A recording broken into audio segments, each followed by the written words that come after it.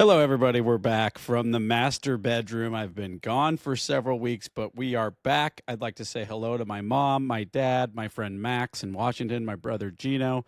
Those are the four people I know that listen to this show. So thank you all for returning.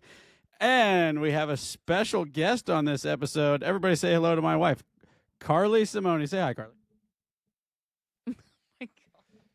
She's got a little stage fright, people. Don't worry. We're going to get her out of that shell because it is the Territorial Cup week, and my beautiful smoking hot wife played soccer at UofA. Yeah, okay, a short time. She's a stud, whatever. She's on scholarship. If you don't like it, eat a bag of shit. How about that? Carly, what do you have to say to the folks that are hating on your soccer career? I don't blame him. It was very short. Speak a little more clear to the mic, please. Somebody's got major stage fright over here. Don't worry, we'll get her out of that shell. Welcome back to another episode of the Jordan Simone Show, where we will be diving into the last couple weeks that I've missed because I have no excuses. Rule number 472, play like a champion. No excuses, play like a champion. Jeff Sims just continues to find a way. I mean, the guy will throw 112 picks every game, and then somehow ASU finds a way to win it. I mean, they've really relied heavily on the defense, which has been awesome. I mean, we'd love to see a defensive football team. Colorado is terrible. First, let's start there. Colorado is not a good football team. They're a bad football team. 4 turnovers last week. And they pull up this graphic on ESPN with Jeff Sims throwing 45 interceptions since 2020. And they said that he was top 10 on the list. You're telling me that there's 10 other people that have thrown more interceptions or had more turnovers than Jeff Sims since 2020? I want names, people. I want to know who that is. It doesn't make any sense to me that this guy has thrown that many picks and still barely cracking the top 10. I want to know who these people are.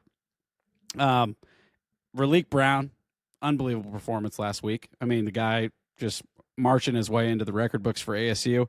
Talk about the running backs that ASU has had for the past 5-6 years. I mean, Eno Benjamin breaks all-time rushing record in a season.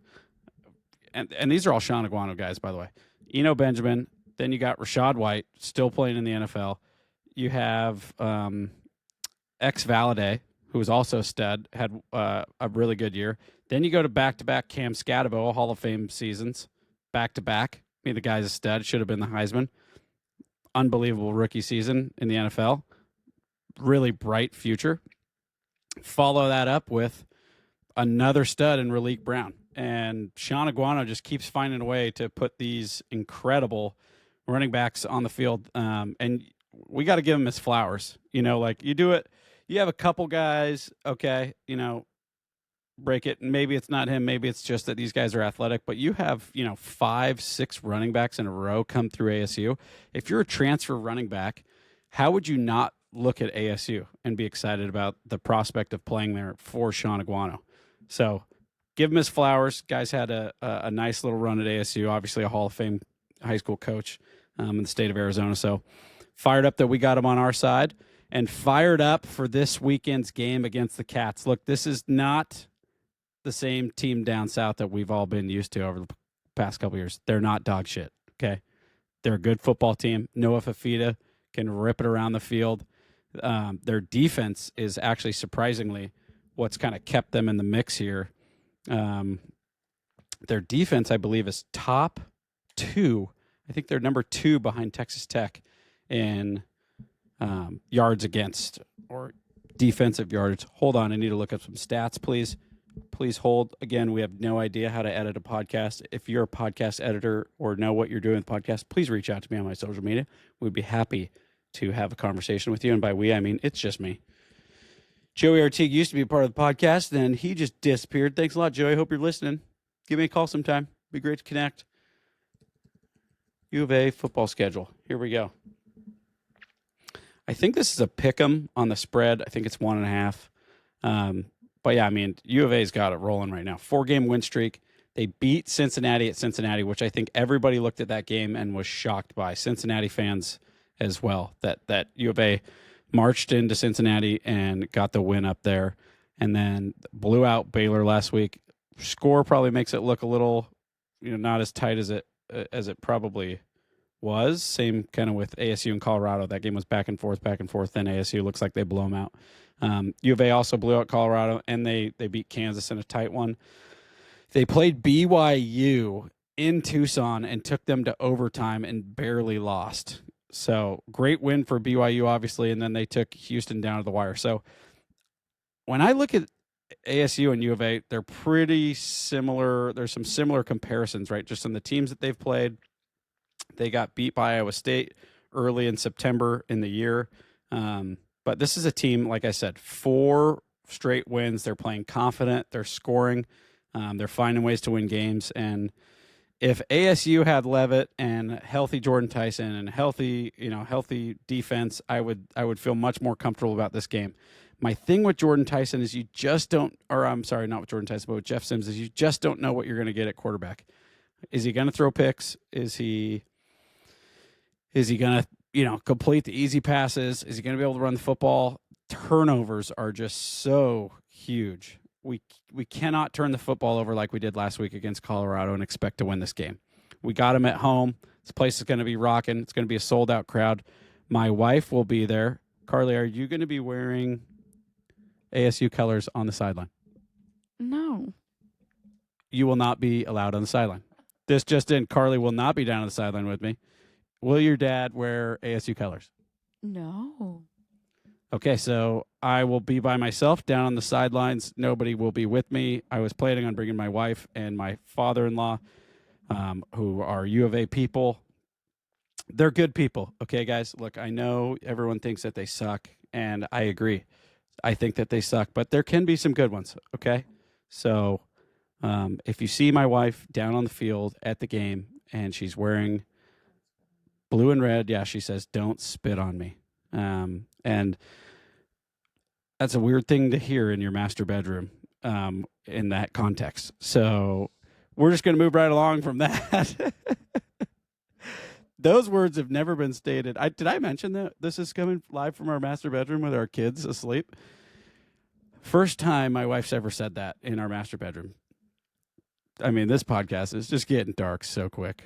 Again, no idea how to edit it. What's your prediction for the game, honey? UofA is going to win. What's the score going to be? I don't know. I love DJ Foster. I love you. I want him to have success. She wants DJ Foster to have success, and DJ Foster does not play on the football team anymore. You know that, right? He does not play on the football team. Oh, I thought he redshirted.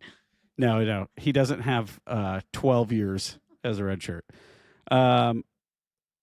The spread for the game, meaning it's a 1.5 point spread. So it's basically a pick 'em. So you could say any score that comes to your mind. Just say it. Yeah, we're gonna spread it wide open. Thank you for that. Another great comment in the master bedroom from my wife that I haven't heard. We're going to spread it wide open. I mean, this is just classic. We have "Don't Spit on Me" and "Spread It Wide Open." Oh, I'm posting this 100%. If you keep dropping these sexual innuendos in our master bedroom while our kids are asleep, mind you, I mean, we're just trying to enjoy our Tuesday night. Is it Tuesday? It is Tuesday. It's Thanksgiving week. Happy Thanksgiving, everybody.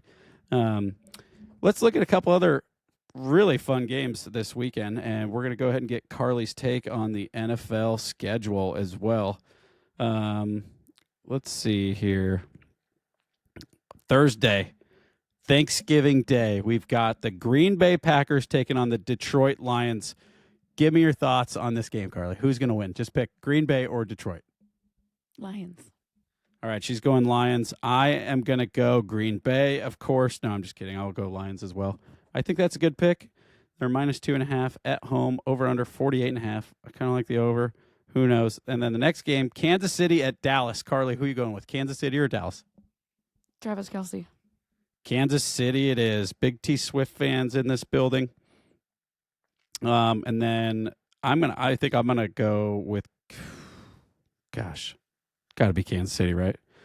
Better coached, better team, better pizza, Papa John's. Cincinnati at Baltimore. Baltimore's -7. That means they're supposed to win by 7. Do you like Baltimore or do you like Cincinnati? I wasn't listening to what you're saying. Baltimore. That's a good choice. Good choice. Another thing that I've actually heard that one several times in the bedroom. I'm not listening to what you're saying. Thank you so much, sweetheart. Okay. Now we're going to look at NCAA, a couple sick games we got coming up this weekend. You fired up for that, Carly? Yes, you are. Nice. Well, we've discussed the UofA ASU game, of course, but we've got Texas A&M playing Texas. Texas A&M favored by 2.5 at Texas. I think this is Texas A&M's game. Has Arch really proved that he's that guy? We don't really know. Georgia Tech will be a fun game. Georgia favored by 13.5. Don't be surprised if Georgia Tech comes out firing with this being their Super Bowl of a game and needing a win just to make a case to get into the college football playoff. A lot of confusion with the Big 12 championship. What needs to happen with BYU, with Utah, with Texas Tech? I mean, it's all up in the air. All I know is that ASU has to beat the University of Arizona, and they're favored by 1.5 on our turf, which is, I mean, it's not surprising. Just if you've watched Jeff Sims play football, you don't know which version you're going to get of this guy. I mean, you really don't. So I think this has been a great episode of the Jordan Simone Show, and it's always great connecting with you all from my master bedroom, but it's been really nice to spend some time with my wife and talk to her. Have you enjoyed this? Yes. Explain. I love you. Go on. Please don't touch the mic and just explain. I got nothing for you, babe. I love you. What a gal. What a gal. Some great picks, some great one-liners that we'll all never forget. And again, thank you to my 4 listeners that pop on here. Just kidding. I know there's much more than 4. I appreciate all of you guys that take a sec to listen to this podcast, as I know you have many options to listen to talk about ASU football. So there's only one way this Friday goes. Devils win. Devils win. BYU loses. Utah loses. Texas Tech loses. Everyone loses. ASU gets in the Big 12 championship. We're all going again. Unbelievable. Levitt magically heals his foot out of nowhere. Doesn't transfer. He gets $3 million to come back to ASU, and the sky is blue. Everything's fine. Okay. Everybody chill. Levitt's not transferring. Okay. I hope. I don't think he's transferring. I hope he's not transferring. If he transfers, we've got stress. I just could not imagine him wanting to leave. I could see, I know I was just signing off. One more quick thought here. Tampering is very real in college football right now. There are legitimately people hired to tamper with other kids and other teams and other programs. So I guarantee you there's guys from Florida, from Ole Miss, from LSU, from wherever, actively reaching out to Sam Levitt and his agent or whoever he has managing his, whatever, reaching out to him going like, what would it take to get Sam? What would it take to get Sam? We'll give him $5 million. We'll give him $5 million. And so his camp and its agent, who's paid a ridiculous percentage of that money, probably 20% compared to, 3% or 5% of the NFL, are going like, we got to really look at this. We got to really look at this. Or they leverage it with ASU and say, hey, we're getting $5 million offer here. What do you guys want to do? And then, Kenny Dillingham and the boosters at ASU got to go try to raise money to keep Sam happy. So it's a wild, wild west college football. It's something you got to adjust to, and Kenny's adjust to it well. It's his problem right now. And I would imagine after this game, they're going to be big on the recruiting trail for transfers. So appreciate you guys all listening in. We are going to get some rest, and that's it. We're just going to rest. Love you guys. From